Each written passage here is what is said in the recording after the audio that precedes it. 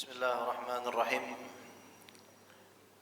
Assalamualaikum warahmatullahi taala wabarakatuh. Waalaikumsalam warahmatullahi wabarakatuh. Alhamdulillah.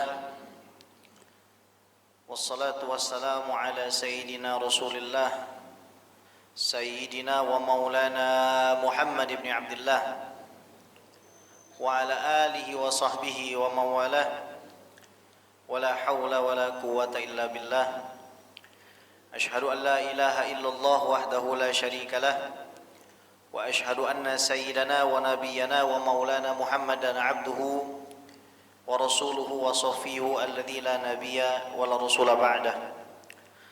Amma ba'du fa nawayna ta'allum wa ta'lim wa tadhakkur wa tadhkir wa naf'a wal intifa' والإفادة والاستفادة والإقامة والاستقامة والحث على التمسك بكتاب الله وسنة رسول الله ابتغاء لمرضات الله ووجه الكريم. اللهم فقهنا في الدين وعلمنا التأويل واجعلنا من الذين يستمعون القول فيتبعون أحسنه. اللهم أرنا الحق حقا وارزقنا اتباعه وأرنا الباطل باطلا وارزقنا اجتنابه wa adkhilna birahmatika fi ibadika salihin amin ya rabbal alamin. Para asatiz, hadirin wa hadirat yang saya cintai, saya muliakan, segenap Dewan Kemakmuran Masjid As-Salam dan juga jamaah yang semoga selalu dalam keadaan sehat walafiat dan di dalam lindungan serta kasih sayang Allah Subhanahu wa taala. Alhamdulillah, segala puji hanya bagi Allah yang telah mempertemukan kita, mempersaudarakan kita dalam kenikmatan iman dan Islam, sehingga kita bisa sama-sama berkumpul di masjid yang kita cintai ini untuk sama-sama mengkaji hikmah-hikmah kehidupan yang disarikan oleh seorang ulama tasawuf yang berasal dari Mesir, Al-Imam Ibnu Athaillah As-Sakandari radhiyallahu taala anhu warḍah. Salawat dan salam marilah kita haturkan kehadirat baginda Nabi besar Muhammad sallallahu alaihi wasallam beserta seluruh ahlul bait dan para sahabatnya, para ulama dan aulianya. Semoga kita semua dengan rahmat Allah kelak dikumpulkan bersama baginda Nabi Muhammad sallallahu alaihi wasallam. Amin ya rabbal alamin. Wa bihi ilaihi qala, berkata Imam Ibnu Athaillah As-Sakandari, ijtihaduka fima dhumina laka wa taqsiruka fima tuliba minka dalilun ala intimasil basirati minka. Kerajinan kamu untuk memperoleh apa yang telah terjamin untuk dirimu, sementara kelalaian kamu terhadap kewajiban yang telah diperintahkan atas dirimu menunjukkan butanya mata hatimu. Hikmah ini adalah barometer ukur kesehatan iman seseorang. Kenapa saya katakan barometer ukur kesehatan iman? Karena manusia pasti akan diuji dengan segala bentuk kekurangan. Ini adalah bagian dari sunatullah, bahwa setiap orang yang ada di atas permukaan bumi ini keadaannya tidak mungkin sama, tidak mungkin statis, tidak mungkin stagnan. Pasti akan mengalami pasang surut, naik turun, perubahan. Imam Ibnu Athaillah As-Sakandari mengatakan bahwa ketika seseorang berupaya keras terhadap sesuatu yang sudah pasti Allah jamin, yang Allah jamin kita mendapatkan rezeki, yang Allah jamin kita punya waktu umur, yang Allah jamin kita pasti akan mati. Ini jaminan dari Allah Subhanahu wa taala, bahwa ketika seorang anak Adam genap 120 hari di perut ibunya, maka malaikat datang menuliskan 4 hal atas perintah Allah Subhanahu wa taala. Ini jaminan. Bikatbi rizqihi, rezekinya, bikatbi ajalihi, ajalnya, bikatbi amalihi, kemudian amalnya, syaqiyun am sa'id, mati dalam keadaan husnul khotimah atau su'ul khotimah, itu semua sudah dijamin oleh Allah Subhanahu wa taala, pasti ditentukan. Manusia diberikan oleh Allah Subhanahu wa taala akal fikiran, diberikan oleh Allah Subhanahu wa taala kemampuan, yang mana dengan diutusnya Nabi Muhammad sallallahu alaihi wasallam seseorang memeluk agama Islam seperti kita. Nah, ketika kita sudah memeluk agama Islam ini, cara pandang kita kepada kehidupan itu tidak boleh sama dengan orang yang tidak kenal dengan Allah. Cara pandang kita terhadap arus hidup kita tidak boleh serupa dengan mereka yang tidak beriman kepada Allah Subhanahu wa taala. Maka Imam Ibnu Athaillah mengatakan, kalau kamu ngoyo, bahasanya habis-habisan untuk mencari sesuatu yang sebenarnya tidak mungkin melampaui garis takdirmu. Mati-matian ini maksudnya waktu sholat dia tinggal, baca Quran nggak mau, belajar ilmu agama ogah, sedekah takut, sholat ke masjid nggak punya waktu. Model seperti ini maksudnya ngoyo. Alasannya apa? Cari duit. Jadi milioner enggak, jadi jutawan bahkan enggak, punya mobil belasan enggak, udahlah gajinya pas-pasan, hidup enggak nikmat, enggak tenang, mati masuk neraka. Naudzubillahi min dzalik. Ini tadi yang saya sampaikan, bahwa hikmah ini barometer ukur neraca keimanan kita, bahwasannya kita hidup di dunia mencari nafkah dan rezeki ini adalah perintah Allah. Jadi jangan pernah kita bayangkan bahwa kita bekerja dari Senin sampai Jumat, bahkan dari Senin sampai Ahad, harus meninggalkan keluarga kita di rumah. Terkadang waktu kita di rumah pun habis karena ada pekerjaan yang harus kita lakukan dari kantor. Itu jangan pernah kita bayangkan bahwa apa yang dilakukan oleh seseorang yang mencari nafkah bukan ibadah. Dia harus memahami bahwa seorang yang beriman ketika sudah masuk dairatul iman, dia tidak akan bisa keluar dari makna ibadah. Jangankan bekerja, hadirin, buang air besar dan buang air kecil saja ibadah. Mau masuk WC ibadah, di dalam WC ibadah, mau keluar WC ibadah, apalagi dibandingkan dengan bekerja. Nah, kesalahan kebanyakan orang di sini, pertama menganggap bahwasannya kalau dia bekerja itu dia tidak sedang menyembah Allah, maka kehilangan dia rasa nikmat, kehilangan dia perasaan bahagia bahwa dia sedang menjemput takdir Tuhannya. Pertama. Yang kedua, akhirnya menjadikan dirinya tidak mau beriman kepada Allah Subhanahu wa taala, sehingga melalaikan begitu banyak perintah Allah Subhanahu wa taala. Wa taksiruka, dan kelalaianmu fima tuliba minka, atas apa yang dituntut oleh Allah atas dirimu. Kita dituntut untuk sholat 5 waktu dengan baik. Kita dituntut untuk membaca Al-Quran. Kita dituntut untuk berzikir, yang sebenarnya semua itu kembalinya bukan kepada Allah tapi kepada kita. Ini juga mindset yang salah yang nanti akan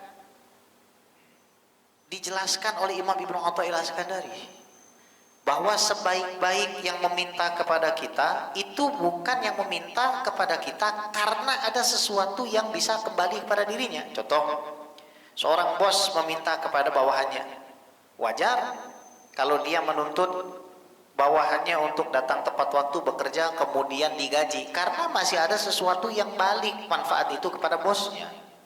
Orang tua nyuruh anaknya makan, nyuruh anaknya sekolah, itu balik juga kepada orang tuanya. Anaknya jadi sehat, nggak masuk rumah sakit, ngurangin biaya, kemudian anaknya menjadi pintar, ketika nanti hidup di masa depan orang tuanya bisa diurus sama anaknya, masih ada yang balik. Kita disuruh sholat itu sedikit pun nggak ada yang balik kepada Allah. Ini mindset. Saya selalu sampaikan, manusia yang sukses dengan gak sukses urusan dunia akhirat itu diawali dari masalah cara berpikir. Dia memandang posisinya seperti apa. Kalau dia memandang dirinya hanya sebatas orang yang akan hidup di atas permukaan bumi, kemudian mati tidak akan ada balasan, ini sama saja orangnya kafir, murtad dari agama Islam. Makanya kalau kita buka juz 30, amma yatasaalun 'anin naba'il 'azim alladzi hum fihi mukhtalifun kalla sayalamun tsumma kalla sayalamun, itu adalah surat yang ditujukan untuk mendebat orang-orang kafir Quraisy yang kerjaannya setiap hari ngobrol. Yang diobrolin itu apa? Nabi Muhammad, agama Islam, salah satunya adalah amma yatasaalun itu. Apa kira-kira? Kira-kira kalau kita mati, nanti dibangkitin nggak sih? Kalau nanti kita ini selesai, kita nggak bakal dibangkitin. Udah kita mati begitu aja. Nggak bakal ada tuh surga neraka, nggak bakal ada balasan kebaikan dan balasan keburukan, tuh nggak bakal ada. Mindset ini mindset orang kafir. Orang kafir Quraisy dulu mindsetnya begitu. Kita kalau sudah beriman nggak bisa mindsetnya begitu. Setiap kebaikan yang kita tularkan, kita berikan kepada orang yang seolah hilang dari kantong kita, hilang dari nomor rekening kita, hilang dari rumah kita, itu nggak hilang selama lillahi ta'ala. Bensin yang kita beli setiap hari, setiap tetes bensin yang kita beli, meskipun dioplos tuh katanya kan gitu. Bensin yang kita beli, makanan yang masuk ke mulut, kalau semuanya lillahi ta'ala, nggak bakal kita itu merasa sengsara, karena pasti balik. Bantu orang pasti balik, bantu bangun masjid as-salam pasti balik, nggak mungkin nggak balik. Yang biasanya nggak balik itu adalah sesuatu yang kita habiskan untuk diri kita, untuk kesenangan kita, yang pasti yang diniatkan bukan karena Allah, itu nggak balik. Jadi ketika ada orang, ini mohon maaf bahasanya agak kasar ya, kebodohan spiritual, memiliki kebodohan spiritual yang parah, dia kerja habis-habisan untuk mencapai target duniawinya yang bakalan pasti dia tinggal. Saya tanya nih, orang sekaya-kaya apapun mati nggak? Berarti kan batasnya cuma sampai itu aja. Sehebat, seterkenal apapun orang mati nggak? Mati. Michael Jackson mati. Semua orang-orang artis-artis, pejabat-pejabat yang kaya-kaya mati semuanya. Yang mobilnya puluhan, belasan, ratusan mati semuanya, selesai. Orang yang cerdas itu bukan hanya memikirkan untuk 60 tahun nikmat hidupnya aja, nggak mungkin begitu. Nah di sini saya katakan, orang kaya itu yang nanti ketika dia mati, amal solehnya masih ngalir. Udah pensiun, transferan jalan terus. Orang miskin itu yang kalau sudah pensiun nggak ada yang transfer sama dia. Kenapa? Mindsetnya salah. Jadi kalau kamu berjuang mencari penghidupan, pertama niatkan karena Allah. Yang kedua, jangan sampai kamu melalaikan kewajiban kamu kepada Allah, karena kewajiban kamu kepada Allah itu baliknya kepada kamu, bukan kepada Allah, gitu loh. Ini yang jarang disadarin sama orang. Dipikirnya kalau sholat yang untung Allah, yang untung DKM. Dipikirnya yang untung pengurus masjid, bukan, yang untung dirinya sendiri. Sama ketika seorang anak mendoakan orang tua, para ulama itu sepakat bahwa kalau ada seorang anak mendoakan orang tuanya, itu sebenarnya si anak sedang mendoakan dirinya sendiri. Kalau ada anak doain orang tua yang sudah meninggal, satu, orang yang mendoakan saudaranya tanpa ketahuan. Kan nggak mungkin kita doain orang tua di depan dia. Rata-rata kita doain orang tua kita lagi di kamar, lagi di masjid, lagi di mana kita doain, Rabbighfirli wali walidayya warhamhuma kama rabbayani shaghira, maka malaikat akan mendoakan kita. Itu yang pertama. Yang kedua, dicatat sebagai anak yang baron biwalidayhi, berbakti sama kedua orang tuanya. Imam Ibnu Athaillah menceritakan kesan daripada hijab nafsu dan hijab akal yang menutup dari batin kita sehingga nggak bisa melihat takdir. Dalilun ala timasil basirati minka. Jadi kalau ada orang modelnya begini, kerja ngoyo, ibadah nggak mau, nggak sadar. Dikasih tahu misalkan sama istrinya, sholat. Tuh orang yang sholat banyak yang lebih miskin dari kita, yang nggak sholat banyak yang lebih kaya dari kita. Ini bukti kalau kadar keimanannya sudah rapuh. Dan ingat kata Nabi SAW, di antara kesyirikan dan kekufuran adalah meninggalkan sholat. Jadi barometer ukur yang pertama kali harus kita lihat dalam diri kita, sejauh apa sih kita memperlakukan sholat. Apakah kita bermuamalah dengan sholat itu seperti kita membutuhkan udara, seperti kita membutuhkan air, atau seperti kita membutuhkan baju, atau hanya seperti kita membutuhkan handphone. Itu tergantung bagaimana cara kita bermuamalah dengan sholat. Maka Ibnu Athaillah juga mengatakan, idza aradta an ta'rif qadraka 'indallah fa'rif qadrallah 'indak. Kalau kamu mau tahu kadar kamu di sisi Allah, maka tinggal kamu lihat kadar Allah di sisi kamu. Udah begitu aja. Kalau kamu tinggi di sisi Allah, maka hal tersebut dapat dilihat dari cara kamu memperlakukan syariat. Cara kamu bermuamalah dengan istrimu, dengan suamimu. Cara kamu memperlakukan anak-anakmu, mendidik anak-anakmu. Cara kamu memperlakukan tetanggamu. Cara kamu memperlakukan Al-Quran. Cara kamu memperlakukan masjid dan majelis ta'lim. Kalau kamu orang yang tinggi derajatnya di sisi Allah, pastilah kamu baik sama istri dan suami. Pastilah kamu mengajarkan anak-anakmu untuk taat pada agama. Kalau kamu memang tinggi posisinya di sisi Allah, pasti kamu akan semangat untuk memakmurkan masjid. Pasti kamu akan semangat menghadiri sholat jamaah. Kalau kamu memang ditakdirkan tinggi derajatnya di sisi Allah, maka pasti etos kerjamu tinggi. Pasti kamu jarang mengeluh. Dan kita lihat rata-rata orang-orang yang suka mengeluh itu tidak bertambah selesai masalahnya, malah bertambah-tambah masalahnya. Dan kita melihat bahwa begitu banyak para sahabat Nabi SAW, mereka hampir tidak pernah berkeluh kesah pada Nabi. Bahkan Nabi SAW tidak pernah berkeluh kesah. Padahal beliau yang paling menderita, beliau yang paling tersiksa, beliau yang melihat dan merasakan semua penderitaan umatnya, namun beliau percaya kepada Allah Subhanahu wa ta'ala. Ada 3 perkara yang harus kita renungkan. Pertama, dalam hikmah ini ada jaminan Allah Subhanahu wa ta'ala. Allah memberikan banyak jaminan kepada kita hadirin. Bahkan kata Nabi, orang yang salat subuh dia berjamaah, maka dia berada di dalam tanggungan dan jaminan Allah Subhanahu wa ta'ala. Nah, kita lihat sekarang. Ada fulan beragama Islam, keluar dari rumah nggak sholat. Dia bilang, kalau saya sholat subuh di masjid, nanti saya akan terlambat. Atau kalau saya sholat subuh di rumah, nanti saya akan terlambat. Kira-kira jadi jutawan nggak? Miliuner nggak? Nggak juga. Kira-kira dia bisa beli rumah 10 nggak? Nggak juga. Begitu-gitu aja. Malah hidupnya akan bertambah stres, malah hidupnya akan bertambah pusing, karena melawan daripada fitrah manusia. Dan tolong catat, di dalam tubuh kita ini ada sesuatu yang berasal bukan dari dunia ini. Itu aja. Tahu apa namanya? Ruh. Ruh kita ini tempatnya di langit. Dia mau naik terus. Sistemnya dia selalu naik ke atas. Sekarang saya tanya dengan Anda. Kalau Anda pelihara burung elang, kemudian Anda taruh kerangkeng, sementara burung elang itu takdirnya adalah melesat terbang tinggi di angkasa, tersiksa nggak itu burung elang? Kenapa disiksa? Makanya kita diajarkan untuk beristighfar. Rabbana dzalamna. Apa artinya?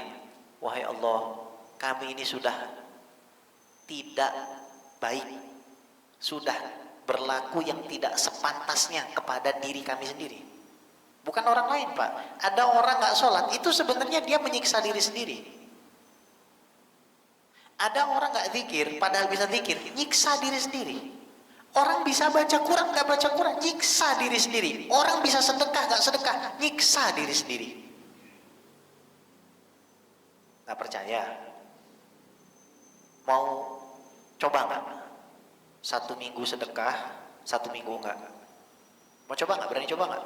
1 minggu sholat di masjid, 1 minggu enggak. Berani coba bu? Nggak berani ibunya tuh. Tahu soalnya sudah ngerasakan.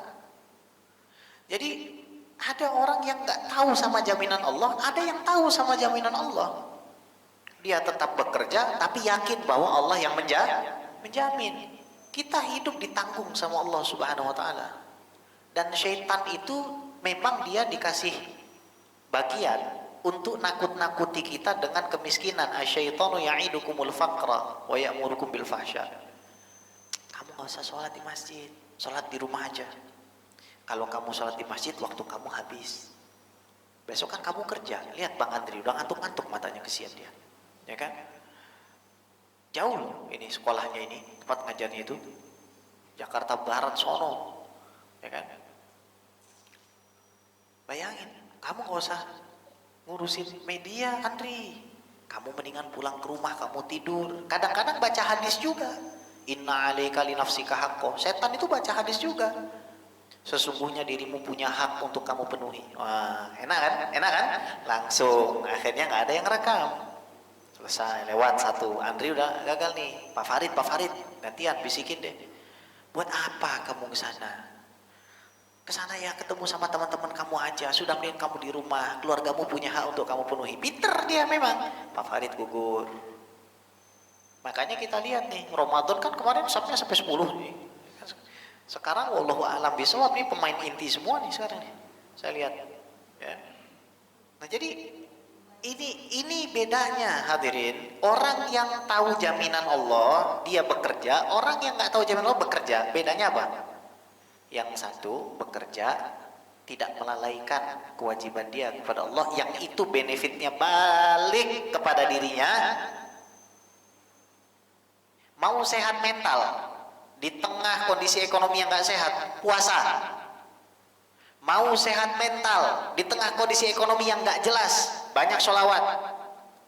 Mau bisa mengarungi bahtera kehidupan di tengah kondisi ekonomi yang semrawut, banyakin sedekah, sedikit apapun itu.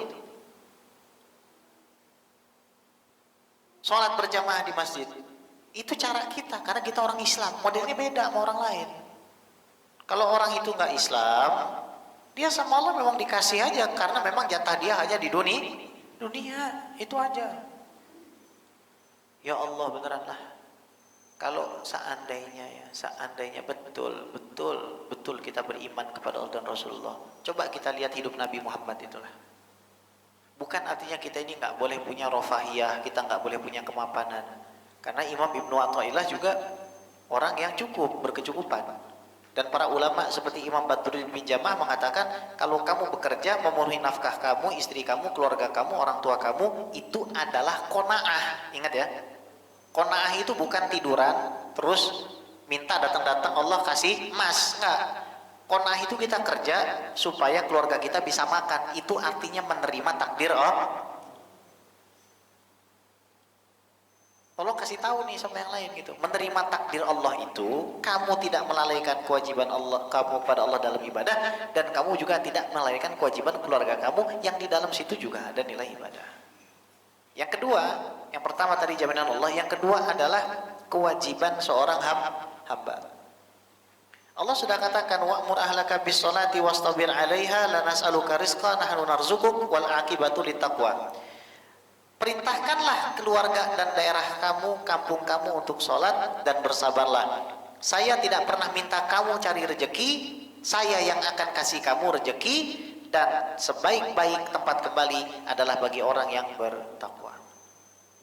Wa may yattaqillaha yaj'al lahu makhraja. Orang kalau takut kepada saya akan kasih jalan keluar. Wa yarzuqhu min haitsu la yahtasib, akan saya kasih rezeki dari jalan yang tidak disangka-sangka.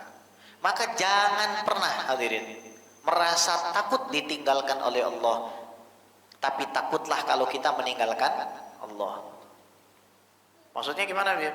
Jangan pernah takut ditinggalkan Allah, karena Allah sudah katakan, wa idza sa'alaka ibadi anni fa inni qarib. Kalau ada hambatannya kepada kamu Muhammad di mana saya, katakan saya itu dah dekat. Ujibu da'watad da'i idza da'an falyastajibu li wal yu'minu bi la'allahum yarshudun. Saya jawab permintaan mereka kalau mereka berdoa kepada saya dengan sungguh-sungguh. Maka hendaknya mereka penuhi permintaan saya. Maka hendaknya mereka beriman kepada saya. Mudah-mudahan mereka mendapatkan petunjuk. Jelas loh. Disuruh beribadah, disuruh beriman, mudah-mudahan dapat petunjuk. Nah, kewajiban ini tidak boleh kita lalaikan. Terus harus kita jalankan. Yang ketiga, mata hati manusia yang menjadi teropong. Apakah seseorang itu bisa melihat hikmah di sebalik kejadian dalam kehidupannya atau tidak mampu melihatnya?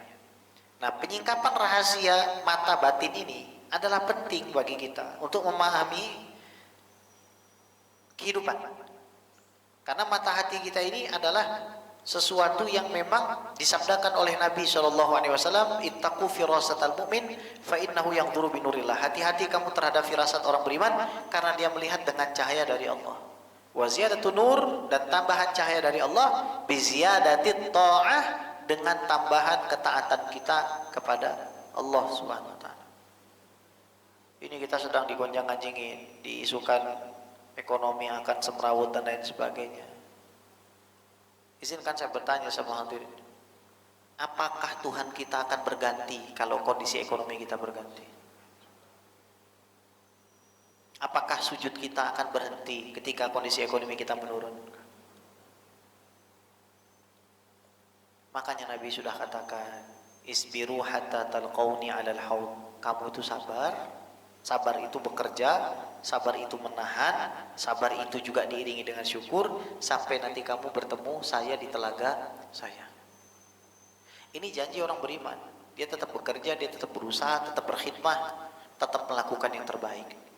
Saya baru dikunjungi ada 30 orang hafiz Quran tadi di rumah, tadi siang. Kemudian mereka minta nasihat kepada saya. Saya sampaikan kepada yang pria bahwa kalau kamu mau melihat seberapa cintanya Allah kepada kamu, kamu lihat bahwa waktumu, hartamu, dan hidupmu habis bukan untuk dirimu, tapi untuk orang lain. Kalau kita mau melihat seberapa sih Allah mempergunakan kita untuk kebaikan, tinggal kita lihat. Harta yang kita punya, waktu yang kita punya, itu habisnya kemana? Sekarang begini, apa sih makna kehidupan selain menghabiskan waktu? Gak ada. Masalahnya kita mau menghabiskan waktu kepada yang menghasilkan pundi-pundi pahala untuk bekal kita tinggal di surga selama-lamanya, atau ada orang naudzubillah ingin menghasilkan pundi-pundi dosa agar dia bisa selamanya naudzubillah tinggal di neraka. Ketika seseorang sudah sholat subuh kemudian pergi bekerja, kemudian dia sholat zuhur, kemudian kerja lagi, sholat asar, kemudian dia pulang ke rumah, dia sholat maghrib di masjid, kemudian dia mendengar majelis taklim, dia sholat isya, dia berdoa kepada Allah, dia mempersiapkan pekerjaannya. Ada nggak kehidupan yang lebih bermanfaat dari orang seperti ini? Nggak ada. Semakin hebat seseorang di sisi Allah, maka manfaatnya akan semakin berluas. Laki-laki dilahirkan, kerja terus mati kan begitu, ya Pak? Laki-laki takdirnya kan begitu, Pak. Uang bapak habisnya buat siapa, Pak? Kalau saya lihat semua laki-laki ini, Bu, baju tuh hanya yang melekat sama dia, sepatu hanya yang dia pakai saja. Uangnya habis buat anak sama istri, habis buat orang tua. Ini lelaki sejati kayak begini. Tapi kalau lelaki 2 jati, 3 jati, nggak begini modelnya ini. Anaknya ditelantarkan, istri ditelantarkan, orang tua ditelantarkan, dia enak-enakan di luar. Nah, tuh. Tersiksa nanti itu batinnya. Maka Ibnu Athaillah itu memberikan petunjuk kepada kita bahwa ruh kita ini yang ada di dalam diri kita ini selalu ingin terbang tinggi ke langit. Dan kita harus bisa membuka dari rantai-rantai belenggu syahwat yang membelenggu kita punya ruh sehingga kita ini hidupnya enak, fresh, nyaman, gak tersiksa. Harus bayar ini, niatin sedekah. Token listrik bunyi, alhamdulillah sedekahku kepada keluargaku hari ini. Harus ngasih air minum, alhamdulillah sedekahku kepada istri. Ini kadang-kadang makna sedekah ini suami juga lalai gitu loh. Padahal setiap hari Dia itu bersedekah untuk istrinya. Setiap hari dia bersedekah untuk anaknya. Beda nggak dengan orang yang mata hatinya tertutup? Orang mata hatinya tertutup, baru dapat gaji, keluar lagi. Dia nggak sadar. Kalau dia otaknya mau berpikir, yang ngasih mata, hidung, mulut, kesempatan dia bekerja, oh Allah. Kalau orang nggak beriman, debat dulu nih sama saya. Ini berhubung sudah beriman semua, jadi saya nggak perlu dialog masalah teologis. Kalau ada orang misalkan, saya nggak percaya sama Allah, duduk sama saya debat sini. Kita diskusi. Kalau kamu nggak percaya sama Allah, sebabnya apa? Tapi kalau kita betul-betul yakin percaya kepada Allah Subhanahu Wa Taala, itu sudah menjadi mindset kita. Kadang ngedumel dikit wajar, Pak. Aduh, pengen ganti ban motor kagak jadi, kata Mas Andri. Pengen beli sepeda yang baru, kagak jadi dah. Anak minta dibeliin tas, ya udah dah. Sedekah aja lah, sedekah. Kalau dibeliin sepeda jadi apa? Jadi basi, dipakai sebulan sekali. Tapi kalau dibeliin tas anak dipakai sekolah jadi pahala nggak? Sedekah. Ini bedanya, kelihatannya sederhana. Oh, tapi beda. Yang satu tiap hari nabung, nanti ketika meninggal, oh kamu tiap hari sedekah nih. Bayangin Pak, tiap butir nasi dimakan sama anak istri, pahala ke kita. Oh itu nggak bisa dibayangin. Mereka hidup, mereka sholat, kuat bisa sholat, bisa baca Quran, pahalanya dari kita. Bayar SPP, kita. Istri jadi cantik, lihat kita jadi pahala, kita ngeliat dia jadi pahala, kita dapat pahala. Dengan orang yang mindsetnya cari uang, boro-boro mau relate kepada Allah, dalam proses pencarinya saja tidak ingat Allah, pasti ngabisinya nggak ingat sama Allah. Orang yang nyari sesuatu nggak karena Allah, ngabisinnya nggak mungkin di jalan Allah. Coba lihat, misalkan dia cari harta yang haram atau yang halal, tapi akhirnya meninggalkan kewajiban, sudah. Habisnya untuk diskotik, habisnya untuk maksiat. Kadang-kadang Allah tegur dia, Allah ajarkan dia untuk kembali, karena prinsip yang diajarkan Ibnu Athaillah, kalau ada orang tidak kembali kepada Allah setelah dikasih nikmat, maka akan diseret dengan rantai cobaan dan ujian. Kalau ada orang tidak kembali kepada Allah, kembali kepada Allah nih, sholat yang bagus, punya uang sedekah, baik sama tetangga, ini kembali kepada Allah begitu, banyak sholawat, dikasih amalan sama guru, ba'da subuh baca la ilaha illallahul malikul haqqul mubin 100 kali, itu hadis Nabi, dalam satu hari rezekinya banyak, lakuin. Jangan tinggalin sholat duha, karena ada 360 persendian yang harus kita sedekahkan, dilakuin. Jangan tinggalkan sholat rawatib sebisa mungkin, lakuin. Ba'da isya baca sholawat 400 kali, lakuin. Antara pagi sampai sore baca sallallahu ala Muhammad 1000 kali, lakuin. Sambil kerja bisa. Jalan udah dikasih sama orang-orang sukses. Tinggal bagaimana kita sebagai orang Islam mau nggak ngejalaninnya. Nah disitulah bedanya antara orang belajar dengan orang ngamalin. Maka kata para ulama, orang alim itu banyak, tapi banyak yang celaka kecuali orang yang ngamalin. Orang yang ngamalin itu banyak yang celaka kecuali orang yang ikhlas. Dan orang yang ikhlas itu ala khotorin azim, di atas tali bahaya. Orang yang gak ikhlas itu bisa jatuh dia. Nah disinilah hadirin, maka jangan kita halangi kita punya ruh untuk terbang ke kehadirat Allah Subhanahu wa taala. Nah.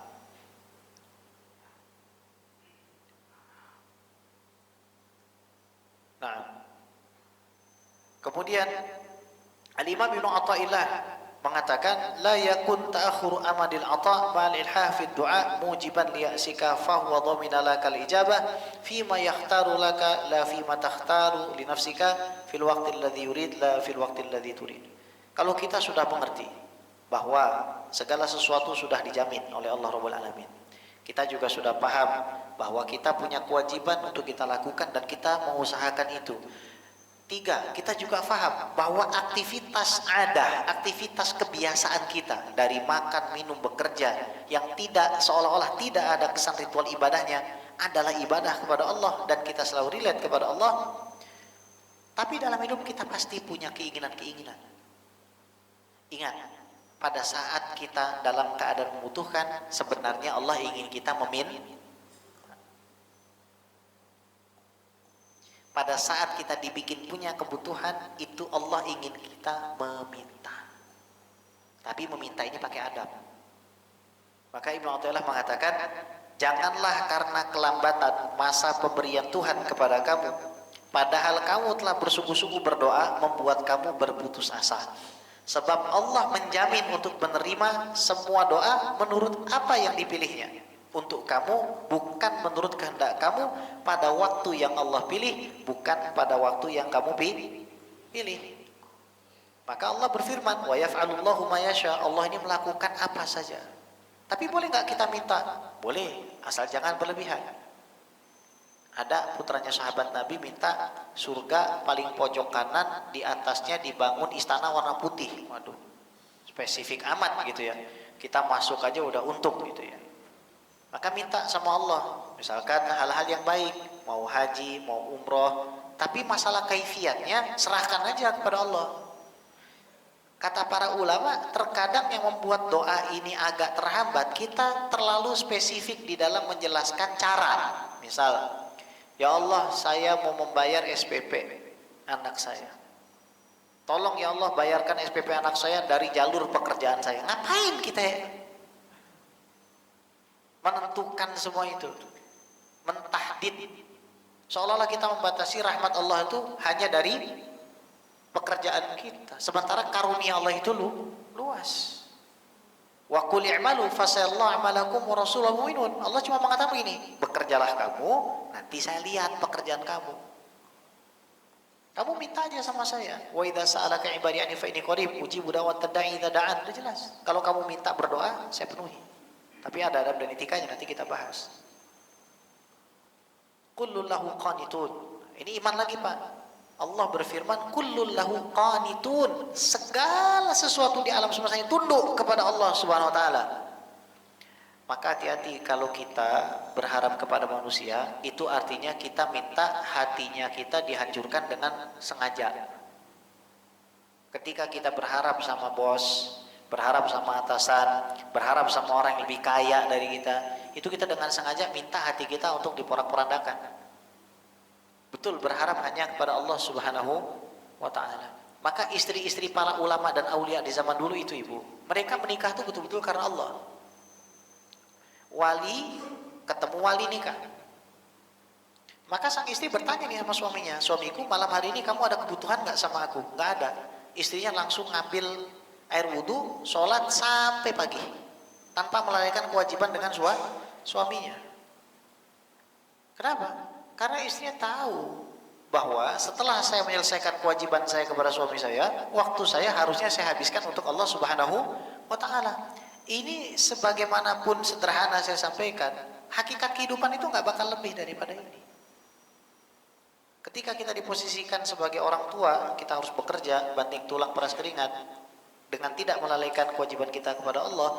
Maka istri yang punya waktu lebih setelah melayani suami dan anak, dia juga harus menghabiskan waktunya untuk Allah SWT. Ini keluarga yang bakalan ketemu di surga begini. Tapi ada keluarga yang gak ketemu di surga. Suaminya kerja lupa dengan kewajibannya, istrinya memenuhi kewajiban kepada suami, tidak memenuhi kewajiban kepada Allah, akhirnya rumah tangganya rusak. Gak akan ketemu nanti di surga itu. Maka harus ada pemahaman yang sama bahwa kita itu menikah karena Allah, kita berkeluarga karena Allah, kamu anak saya karena Allah, dan saya orang tua kamu karena Allah SWT.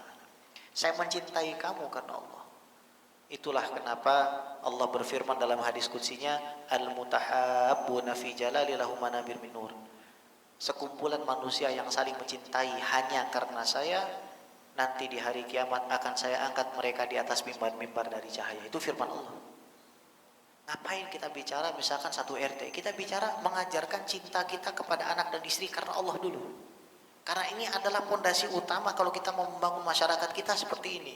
Gak bisa kita membangun masyarakat sementara keluarga kita porak-poranda karena tidak punya sinkronisasi dan frekuensi iman yang sama. Berat untuk menjalaninya itu. La yus'alu amma yaf'al wa hum yus'alun.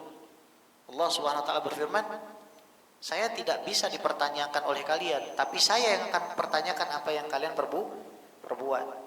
Nah, sebagian manusia itu nggak sadar kalau mereka mensyirikkan Allah Subhanahu Wa Taala dengan doa dan amalan. Oh, saya sudah baca sholawat sekian, tapi kok nggak kaya-kaya, Beb. Beb, saya sudah ngamal ini, tapi kok nggak berhasil-hasil, Beb. Yang menentukan itu bukan sholawat kamu, tapi Allah. Atau mensyirikkan Allah dengan pekerjaannya, mensyirikkan Allah dengan uangnya. Maka ada orang pergi haji itu karena nasib, karena nasab, dan karena nasab. Karena nasab dia asli orang Saudi, maka dia bisa naik haji. Karena nasab usahanya cari uang, nabung, akhirnya dia berangkat haji. Tapi jangan lupa yang ketiga, karena nasib. Ada orang memberangkatkan dia ibadah haji. Jadi karunia Allah ini luas. Kalau kamu tak mampu haji, berarti kamu belum ditakdirkan pergi. Tenang aja. Gak usah membandingkan diri kita dengan orang lain. Gak usah jauh-jauh ke Masjidil Haram. Masjid As-Salam aja dulu kamu datangi 5 waktu. Baru kamu bisa pergi ke sana. Wassalamualaikum warahmatullahi wabarakatuh.